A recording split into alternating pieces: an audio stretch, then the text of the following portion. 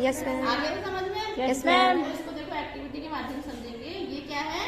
Laser light. आप मान लीजिए इससे जो भी प्रकाश निकल रहा है उसको आप प्रकाश की किरण मानेंगे।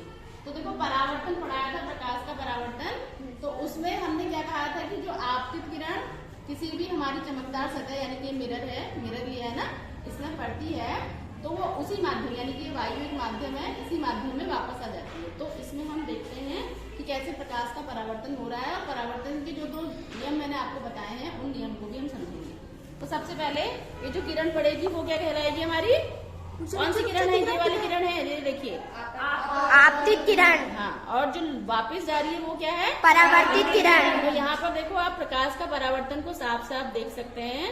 इसमें देखो हमने जो धुआं लगाया है, इस धुएं से देखो क्या हो रहा है? टिंडल इफेक्ट आ रहा है। टिंडल इफेक्ट की वजह से प्रकाश का मार्ग दिख रहा है। अगर धुआं नहीं लगाते तो प्रकाश का मार्ग नहीं दिखता है ना। तो टिंडल इफेक्ट जो 9 में पढ़ा था उसकी वजह से हमें प्रकाश का मार्ग दृष्टिगोचर होता है। तो इसमें हम परावर्तन घटना को समझ सकते हैं। देखो परावर्तन के 2 नियम होते हैं ना।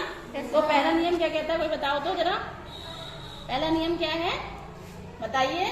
आपतित किरण और परावर्तित किरण अभिलंब एक ही तल में स्थित होता है। तो देखो यहाँ पर आपको साफ समझ में आएगा। देखो ये हो गई हमारी आपतित किरण, ये हो गई परावर्तित, और इनके बीच में जो बीच का बिंदु है इसमें अगर हम एक सीधी रेखा खींचेंगे 90 डिग्री का 90 डिग्री की रेखा खींचेंगे तो ये हो गया हमारा अभिलंब। तो तीनों ही एक ही तल पे हैं, ठीक है। आपतित किरण ये हो गई, दिख रही है ना? Yes ma'am. सबको दिख रही है? Yes ma'am. और ये हो गई परावर्तित किरण, तीनों एक ही तल पे हैं। बीच वाला जो अभिलंब मैंने आपको बताया था वो एक हम इमेजिनरी खींचते हैं समझने के लिए, कोणों को समझने के लिए। तो तीनों एक ही तल पे हैं। जितना धुआं ज्यादा होगा ना टिंडल इफेक्ट उतना अच्छा दिखेगा प्रकाश का मार्ग। ऐसे करने में देखो ज्यादा अच्छा दिख रहा है धुएं के पास। अब देखेंगे दूसरा नियम हमारा क्या था?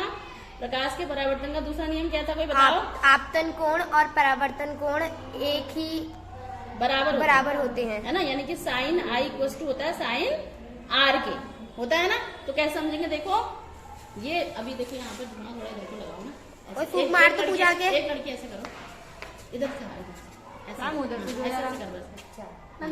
ये देखो साफ दिख रहा है ना। तो आपतित किरण देखो ये है, ये परावर्तित किरण है, इसके बीच अभिलंब है। जो कोण बनता है ना वो दोनों बराबर कैसे होता है? देखो जैसे जैसे मैं आपतित कोण का दायरा बढ़ाऊंगी यानी कोण बनाऊंगी तो ऐसे ही परावर्तित किरण का भी कोण बढ़ेगा।